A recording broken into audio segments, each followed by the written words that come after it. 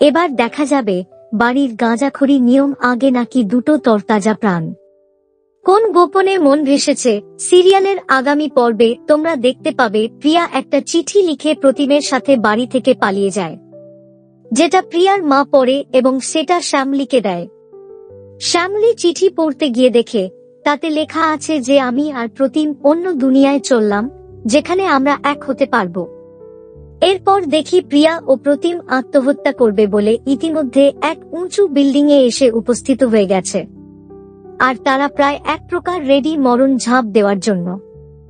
So এবার আমি সত্যি সত্যি দেখতে চাই যে জোড়াবাড়ির প্রত্যেকটা লোকের কাছে, বিশেষ করে অনিকেতের কাছে কোনটা বড় এবং গুরুত্বপূর্ণ হয়, বাড়ির বানানো একটা থার্ড ক্লাস নিয়ম নাকি দুটো তার তাজা প্রাণ।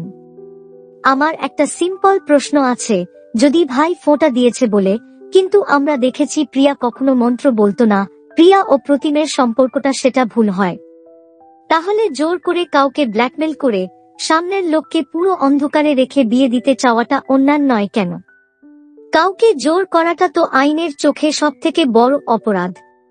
দেখুন কোন গোপনে মন ভেসেছে, সোম থেকে শনি রাত 8:30 শুধুমাত্র জি বাংলায়। এইরকম সমস্ত আপডেট সবার আগে পেতে অবশ্যই আমাদের চ্যানেলটি সাবস্ক্রাইব করে নিও।